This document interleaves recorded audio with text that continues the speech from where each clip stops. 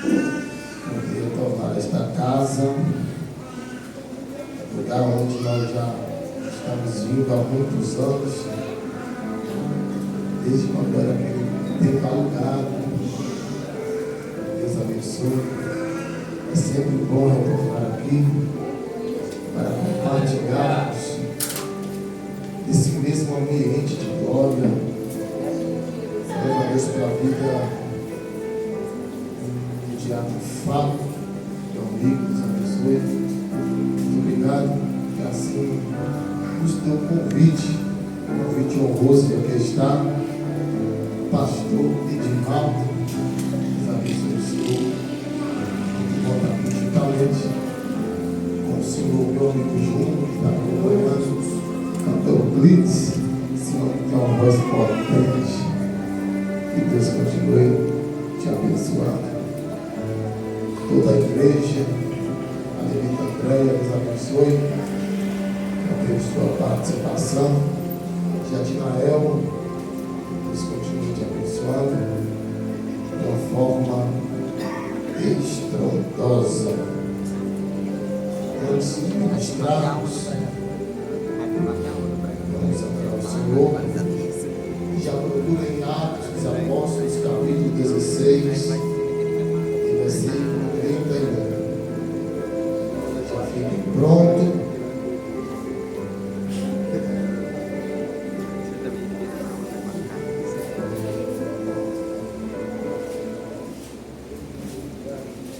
Vamos adorar Jesus com o Senhor.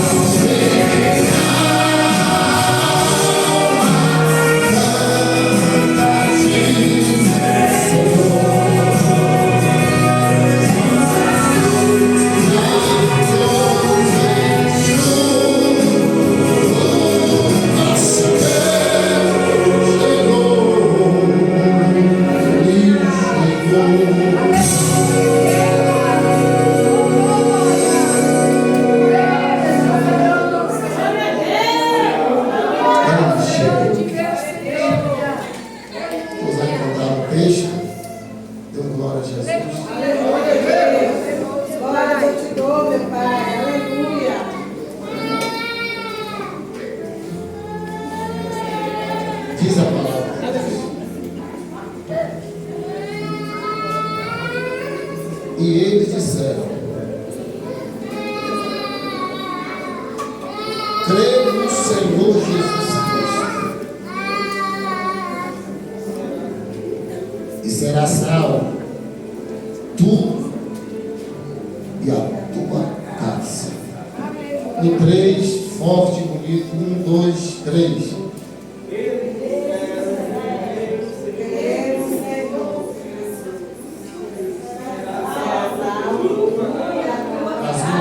Para ficar bonito.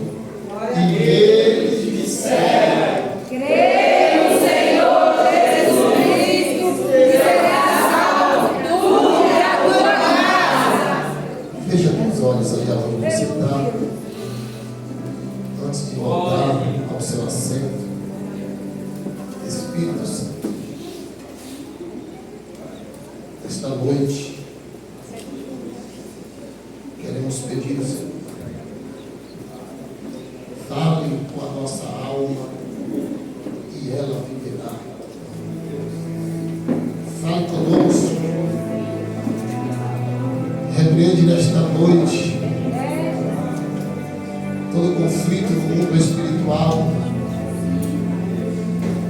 Queira tirar a atenção da tua palavra. Que toda inquietação,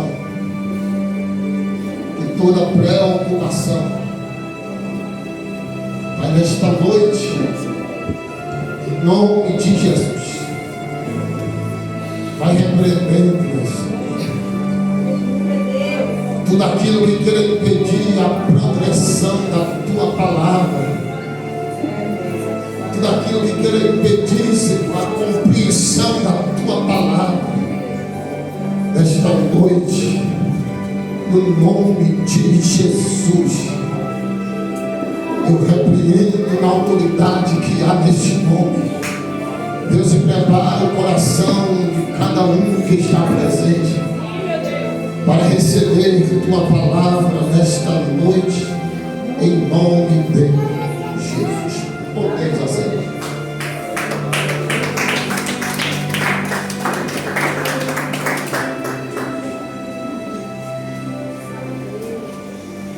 Estamos diante de um livro histórico registrado por Lucas. Lucas, que assim o escreve, narrando períodos inesquecíveis da época da igreja primitiva. Narra fatos memoráveis como a descida do Espírito Santo, a ministração de Pedro, que houve 3.000 conversões de almas. E Lucas, ele vai detalhar o progresso da igreja primitiva naqueles dias, o período em que a igreja passava diante de uma tão extensa perseguição pelos romanos naquela época. Com isto, Lucas, ele vai descrever a respeito do crescimento do evangelho, passando de cidade em cidade, alcançando vidas que outrora eram escravos do pecado. Agora Lucas, ele começa a detalhar a respeito do ministério do apóstolo Paulo, que outrora chamava-se Saulo, aluno de Gamaliel, um dos maiores mestres daquela época, entendidos nas escrituras a respeito dos canões sagrados. Agora Paulo, exercendo o ofício do seu ministério, ele começou a sentir na pele o que era ser perseguido, pois outrora Paulo perseguia a igreja de uma forma tão extensa e grotesca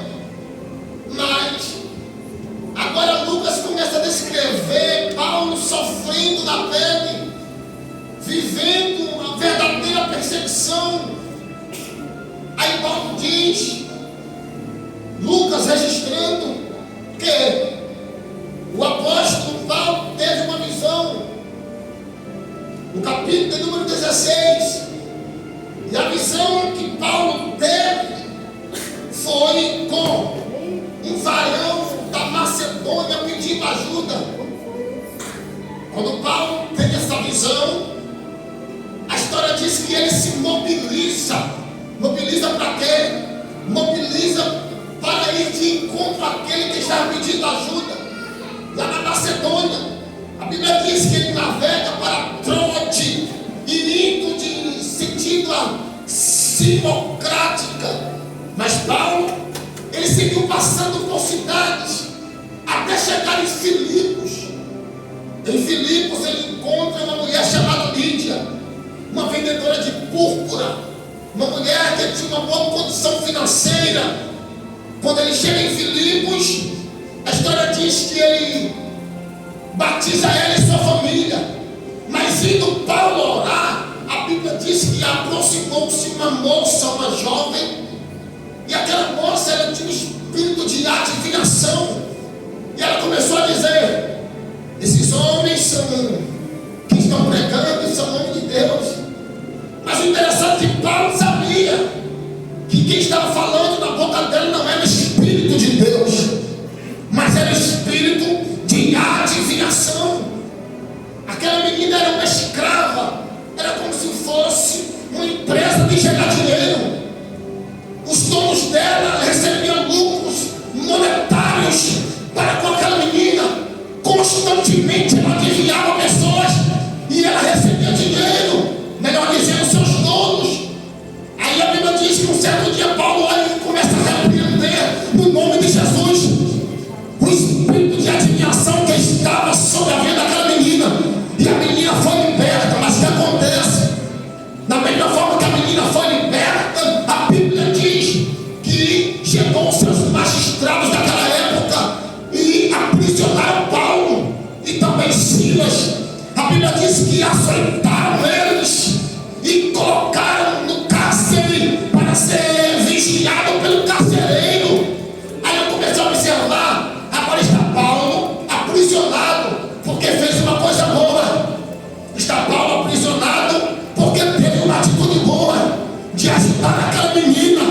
Agora, diante da prisão, a Bíblia diz que à meia-noite Paulo e Silas começaram a cantar dentro da prisão. Cantar e fazer orações que os outros presos, a história diz que ficavam ouvindo o que eles estavam fazendo. Aí eu parei para analisar o contexto histórico e eu comecei a entender. Ele poderia parar porque ele estava na prisão, mas mesmo diante da prisão ele não parou. Ele poderia desistir porque as paredes da prisão estavam sendo o seu limite, mas mesmo com a parede da prisão sendo o seu limite, eles não pararam. Observa o que eles estavam fazendo. Eles estavam cantando, eles estavam orando. Não permita que situações calem sua boca. Não permite que situações tire a adoração que está dentro de você. Não permita que o sofrimento arranque a essência de você. Tem gente parando por causa de um problema, mas nesta noite eu quero chamar a tua atenção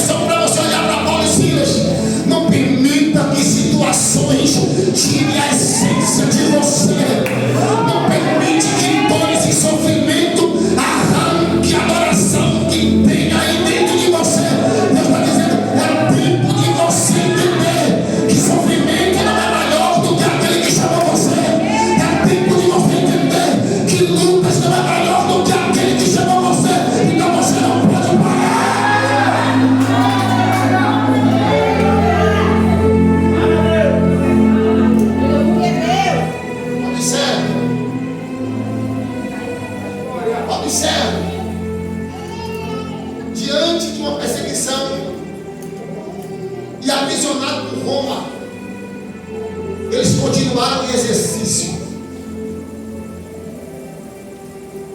Muitas vezes estamos tão frágeis que nos estagnamos por pouca coisa. Nos estagnamos porque ouvimos o que não gostamos. Nos estagnamos por causa de um vento que soprou. Nos estagnamos por causa de uma luta que se iniciou. Mas eu quero te dizer, Deus não chamou você para ficar parado. Porque a igreja não pode ficar imóvel. A igreja sempre tem que estar em movimento. Observa a igreja primitiva. Quanto mais batiam nela, mais ela se movimentava. Observa a igreja primitiva. Quanto mais sofria, mais ela se movimentava. Você tem que entender uma coisa. Se fosse para viver mar de róseas,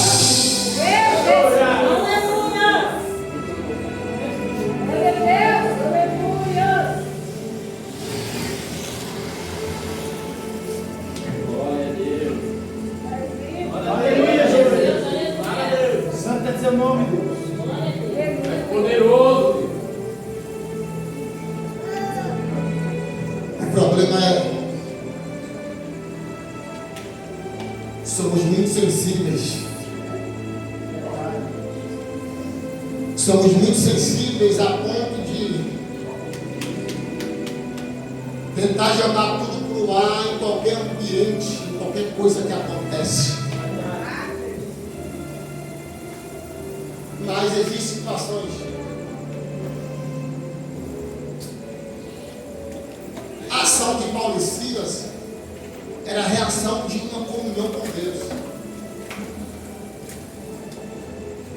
A ação de Paulo e Silas era a reação de uma vida com Deus.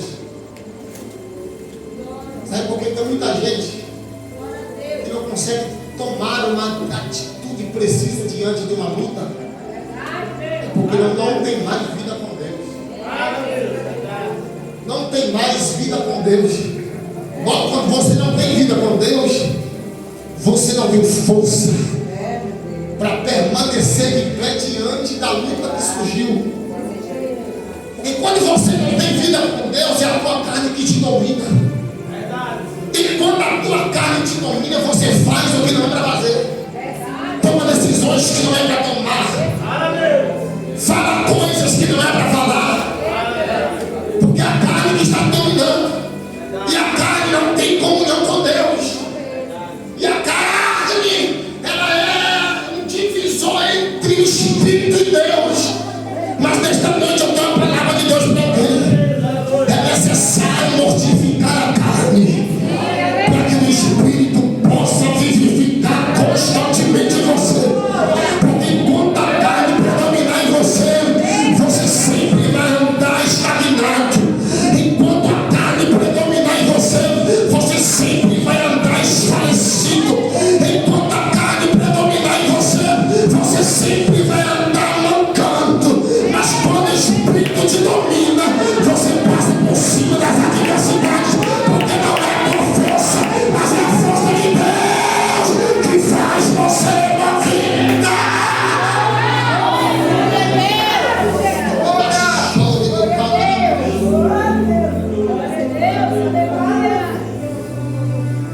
Como resistir diante de uma luta? Se o povo não busca mais, se não tem mais tempo para Deus, como criar estabilidade espiritual? Se o povo está distante, como não abandonar a igreja se está distante do dono dela? Aí olhamos para Paulo e Silas cantando e orando na prisão. Pensamos que é ações tão simples, negativo. Aquilo é ação de quem tem comunhão com Deus.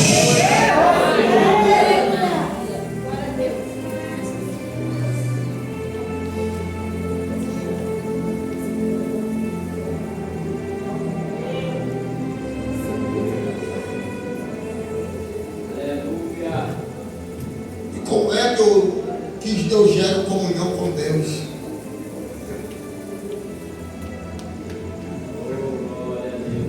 É oração. É consagração. É devocional. Por isso que vivemos em uma geração de crentes doentes. Por isso que vivemos em uma geração de crentes valentes. Por isso que vivemos em uma geração de crentes bipolares. Por isso que vivemos em uma geração de crente que está com neva à flor da pele, porque está distante de Deus. Mas eu quero te dizer, se tiver o Espírito no controle, a carne não vai dominar você. Mas quando a carne te domina, você faz o que não é para fazer. Quando a carne dominou Ananias e Safira, eles mentiram contra o Espírito Santo e morreram. Quando a carne dominou sobre Sansão, ele fez o que não era para fazer. Quando a carne dominou sobre Davi, ele tomou decisões impróprias. É poderoso. Glória a Deus, aleluia.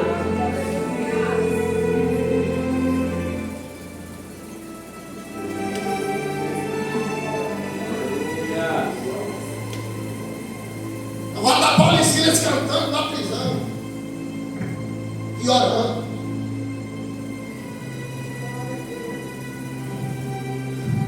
E tem alguém ouvindo? Repita comigo, tem alguém? Fala, tem alguém? Ouvindo?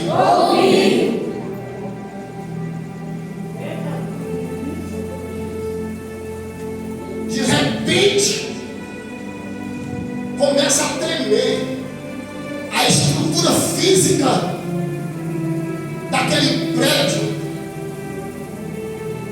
E quando começa a tremer, a Bíblia diz que abriu-se as portas. Glória a Deus. E quando as portas se abrem, agora o carcereiro se desespera. Aleluia. Por quê, gente? Porque os presos que estavam em sua responsabilidade estavam livres. O carcereiro se desespera. E a história diz que ele pega a espada para poder tirar a própria vida. Mas há uma voz que ecoa de dentro da prisão. Paulo, não faça isso. Porque todos nós estamos aqui ainda.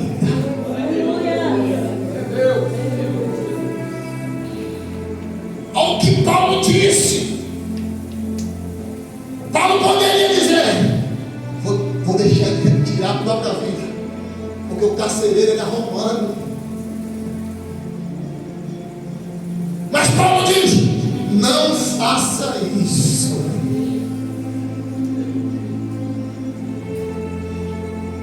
Porque nós estamos aqui. Que aprenda isso. Não importa aonde você está e o que esteja acontecendo, fale o que tem que ser falado. Pregue o que tem que ser pregado. Aleluia, Jesus. Como você? Calma. Porque se Paulo não falasse nada, o carcereiro tiraria sua própria vida.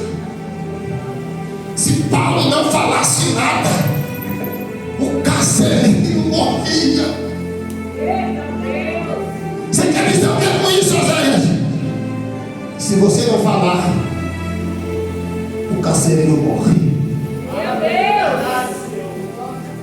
E você sabe quem é seu carcereiro? Todo mundo tem um carcereiro na vida. Uns têm um carcereiro no trabalho, outros têm um carcereiro dentro de casa, que precisa ouvir uma palavra. E Deus está dizendo: se você não falar,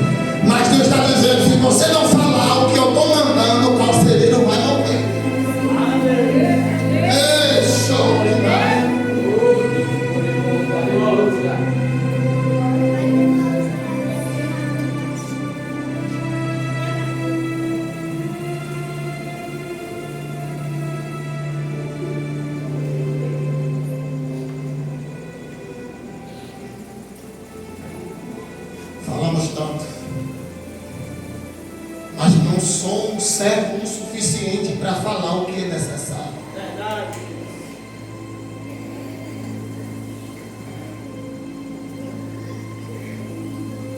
Tem crente que tem a língua tão grande para falar coisas que não deve, pronunciar palavras torpes, incoerentes, sem fundamentos. Mas quando é para falar, o carcereiro não quer falar.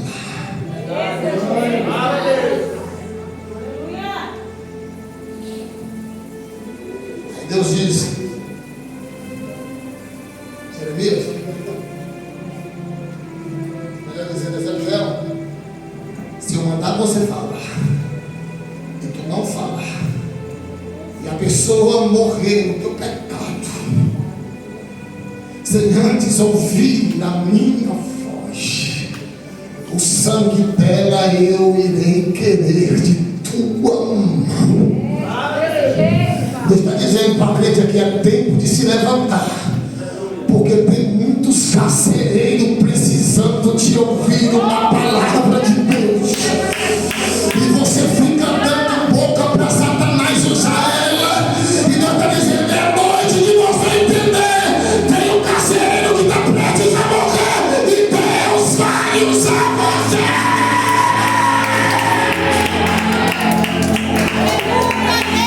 Achamos antes de você poder falar.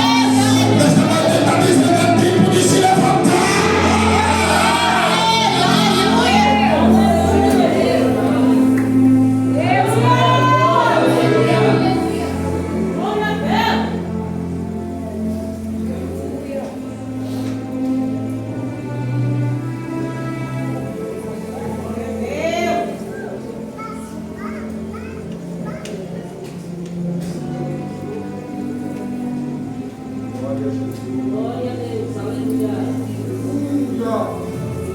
Muitas vezes empresta a boca para Satanás, para gerar contendas, para gerar dissensões, para gerar inimizades, mas não tem coragem de emprestar a boca para Deus usar.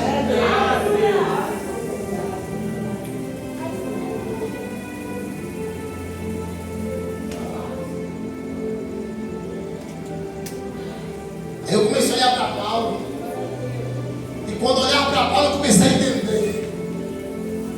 Poderia deixar ele morrer,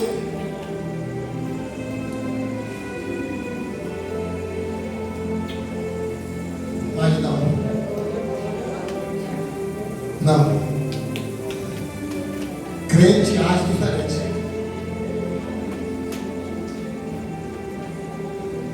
Crente não mais segundo a matéria.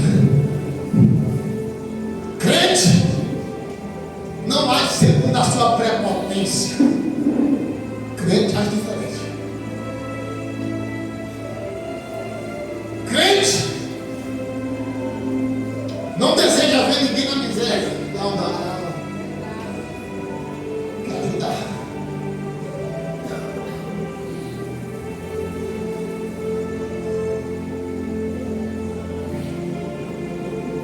Servo de Deus é diferente. Se comove com o sofrimento dos outros. Chora com aqueles que choram. Servo de Deus é diferente. Não quer ver o irmão fora da igreja, mas quer ver o irmão bem dentro da igreja. Quando eu olhei para Paulo, eu comecei a entender. Só pode ser ação da rua e nada mais. E é a deficiência desta geração. Somos bons em filosofia, mas somos deficientes no amor. Somos bons em oratória, mas somos deficientes no amor. Somos bons para poder cantar, mas somos deficientes no amor. Prega com muita eloquência e ousadia, mas tem deficiência no amor. Não adianta nada. Cultua em vão, ensaia em vão. Não adianta nada. Paulo diz, primeira carta que ele escreve aos Coríntios, ainda que eu falasse a língua dos homens e dos anjos, se eu não tiver o amor, serei como metal que soa e como sino de ti. Não adianta nada. Não adianta nada. Aí eu disse, só pode ser amor. O que é o amor? O amor é o sublime elixir de uma plenitude. O amor, ele é uma completude em totalidade. Aonde tem amor não existe espaço para o ódio. Não sei se você está entendendo isso. Aonde tem amor não tem espaço para a falta de perdão. Aonde tem amor tem comunhão. Aonde tem amor tem Deus. Porque João escreve na sua epístola dizendo: quem ama conhece a Deus, porque Deus, ele é amor. Oh, sim, Deus aqui nesta noite. Ah, velho, eu estou na igreja, mas você não sabe o que fez comigo. Se não tiver amor, lago de fogo e enxofre espera. Aí João escreve lá na ilha de Patmos, a ilha banhada pelo mar Egeu. Ele escreve o Apocalipse, capítulo 20, versículo 11. Ele vai falar a respeito do juiz final, esse juiz chamado juiz do trono branco. Aí ele diz: todos aqueles que não achar escrito no livro da vida vai ser jogado no lago de fogo e enxofre. E esta é a segunda morte. Você pensa que o pior lugar é o inferno? Negativo. Aí João continua dizendo: e a morte e o inferno será jogada no lago de fogo, que é a segunda morte. Quem vai para lá, Oséias? Quem não ama, quem não perdoa, quem não quer ver o irmão bem. Aí eu olhei para Paulo e comecei a entender: só pode ser amor, nada mais.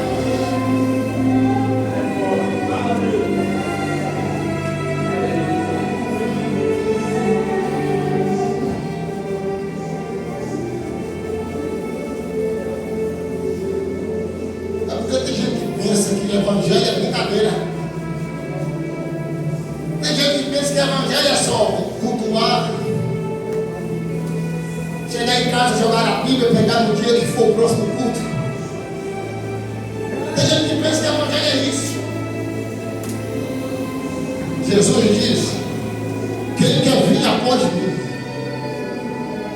nega a si mesmo, toma a tua cruz e siga. Quando Jesus diz nega a si mesmo, ele está dizendo: você tem que dizer não para você mesmo. Como? Sua matéria diz: não perdoa. Mas quem está aqui dentro está dizendo: perdoa.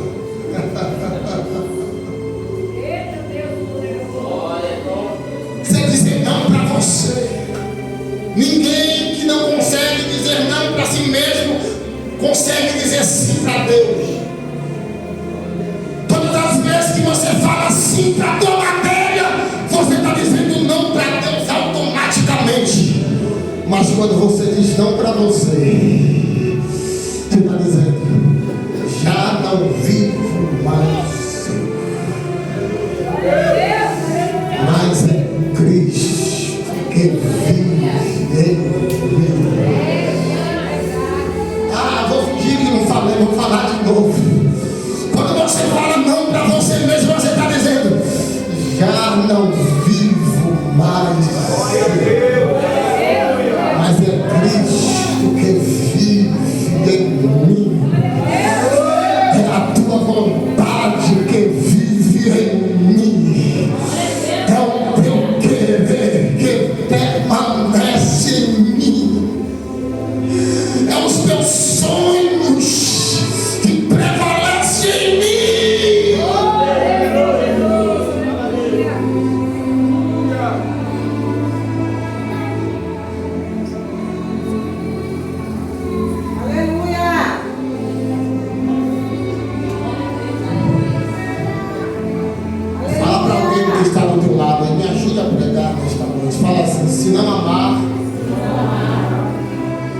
Se não tiver amor, não tem como ver Deus. Glória a Deus. Santo é seu nome, Jesus. Aleluia.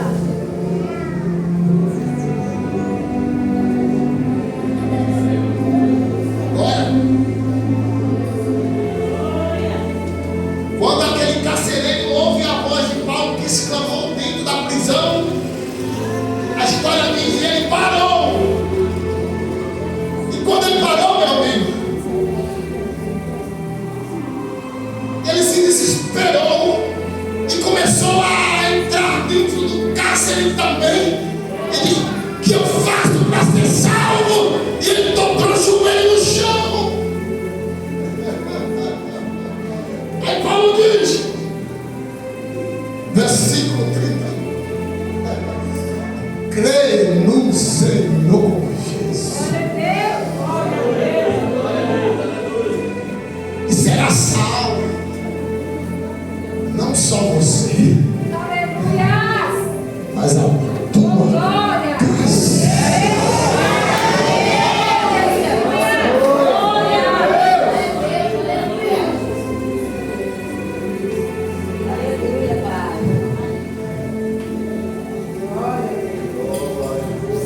Quero te dizer, Deus te chamou, não foi para matar, Ele te chamou para gerar vida.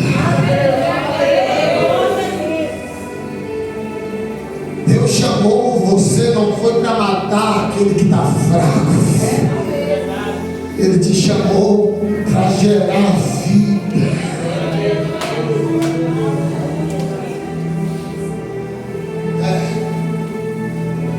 Porque tem muitos que é especialista em matar.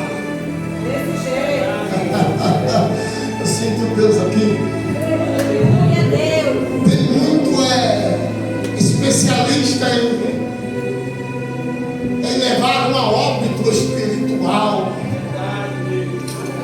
Tem crente que é especialista em matar chamados, enterrar chamados, em enterrar dons. Mas eu quero te dizer, Deus chamou você, foi para gerar vida. Fala para mim assim, Deus chamou você para gerar vida em alguém. Glória a Deus. Aleluia. Aleluia. Aleluia. Glória a Deus. Somos bons para fazer isso em alguém. Somos péssimos para dizer para esse alguém: levante.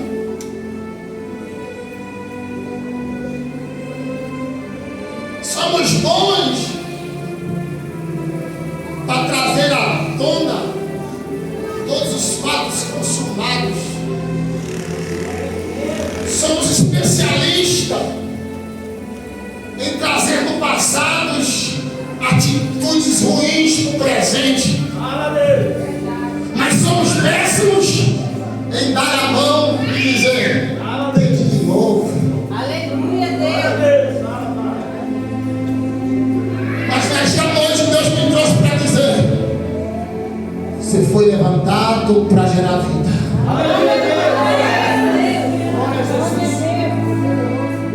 Você não foi levantado para julgar ninguém, porque você não é Deus.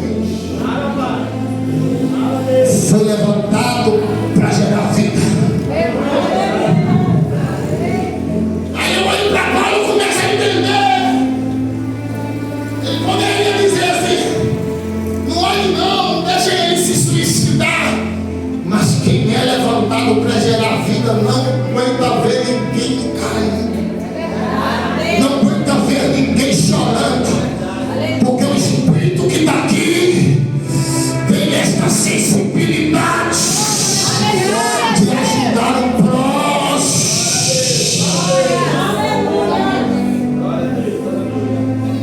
Isto que é igreja.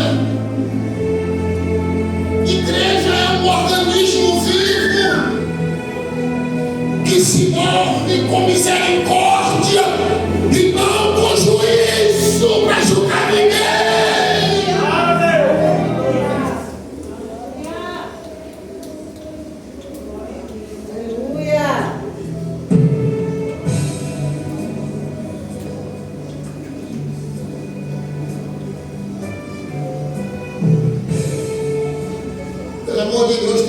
misericórdia, meu irmão.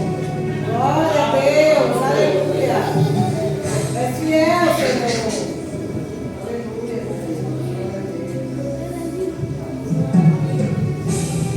Tem misericórdia do teu irmão.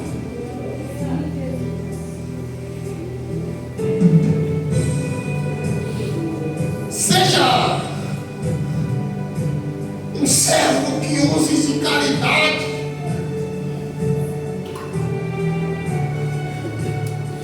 E fale para ele: crê em Jesus somente. Glória a Deus, aleluia. Porque a salvação é um fato, é uma realidade. Aleluia. Glória a Deus. Santo é seu A nome. salvação é algo real. E não é só para você. E não é só para você. E não é só para você. E não é só para você. E não é só para você. Tem drogados que precisam ouvir uma voz. É verdade, Deus. Tem traficantes que precisam ouvir uma voz. Tem prostitutos que precisam ouvir uma voz. Mas cadê você? A voz atuante em pleno século XXI. Cadê você na voz atuante para dizer: ainda há uma chance? Cadê você?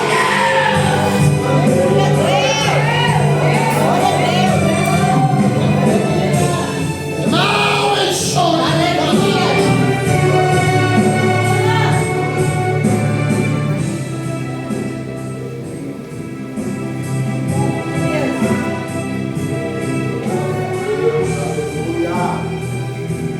A obra de Paulo foi uma obra a nível internacional.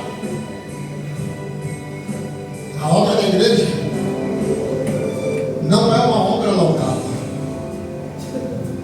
Vai além de Bom Jesus da Lapa. Vai além da Bahia. Vai muito além do Brasil. Vai além da América do Sul. Vai além da América Latina. A obra da igreja, a obra missionária, vai além da América anglo-saxônica. Vai além do continente americano. Glória a Deus. Então nós não podemos ficar parados aqui. Porque tem gente morrendo, meu amigo. E nós, a igreja, temos que nos levantar para dizer: crê no Senhor Jesus e será salvo. Será salvo você e toda a sua família. Nós não estamos entendendo, mas Deus, Ele quer. E Ele tem uma obra urgente em pleno século XXI.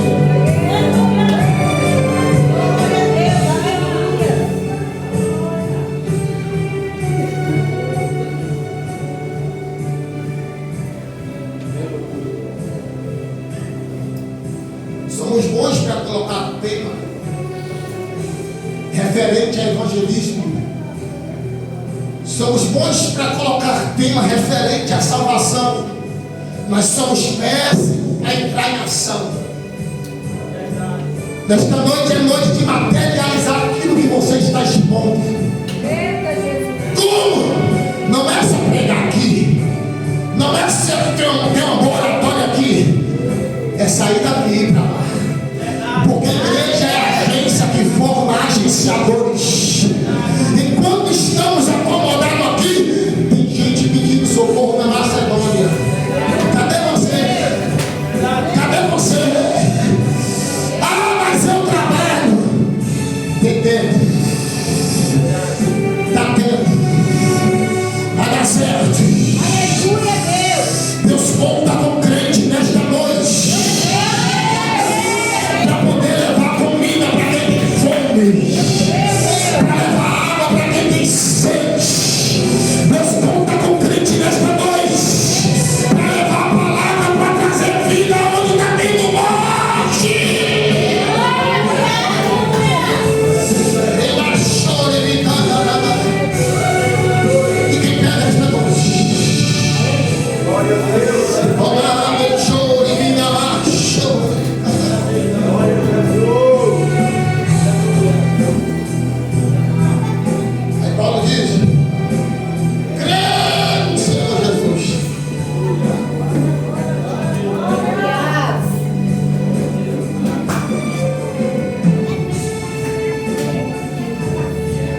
É noite de nós entendermos que precisamos nos mobilizar.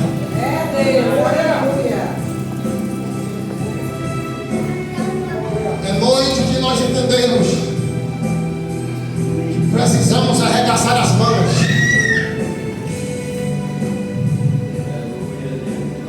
Precisamos arregaçar as mangas. Porque tem pessoas precisando ouvir uma palavra. Não me fale, tem gente precisando de ouvir uma palavra. E quem é que vai? É a igreja. Porque Deus não vai enviar anjos para poder fazer essa missão. Deus não vai enviar arcanjo para fazer essa missão. Deus não vai enviar querubins para fazer esta missão.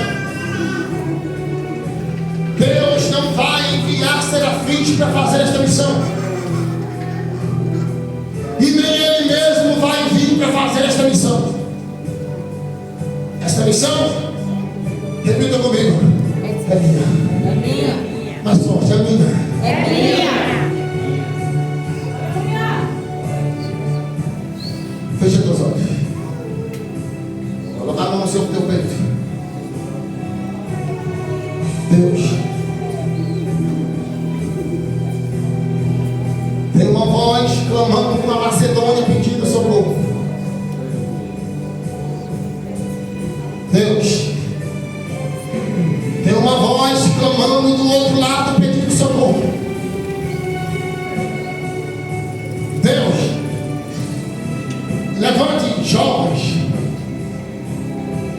Levante, Senhor, senhoras e senhores. Levante, Deus. Faça arder de novo esta chama por missões.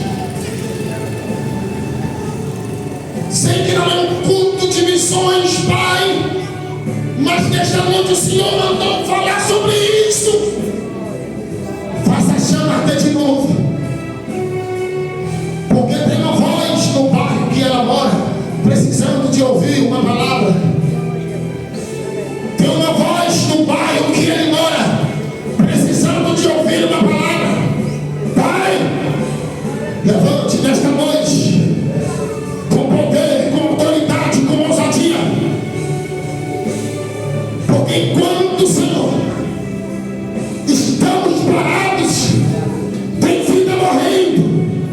Mas nesta noite, envia-nos com uma palavra profética. Envia-nos com uma voz ativa nesta cidade, para profetizar libertação, para profetizar, meu Deus, restauração, para profetizar sobre vidas desta cidade, sobre casamentos desta cidade, para repreender o espírito do alcoolismo, o espírito da morte, o espírito de pombagira. Deus, em nome de Jesus, levanta um exército valente, corajoso, para guerrear nesses últimos dias. Levanta, Deus, um exército, papai querido, um exército fortalecido da tua palavra, para poder cumprir esta missão. Pai, em nome de Jesus, reveste a tua igreja, Senhor, para poder fazer o elite. Pai, em nome de Jesus, que o Senhor venha dar força, venha dar ânimo para quem não tem, venha dar força para quem perdeu força nesta noite, em nome de Jesus. Aleluia, Deus. Aplaude o Senhor que merece. Que nosso Deus venha continuar, Senhor, cada vez mais, nossa poderosa palavra. Quero aqui convidar o melhor ministério do Louvor Fonte de Cristo, para estar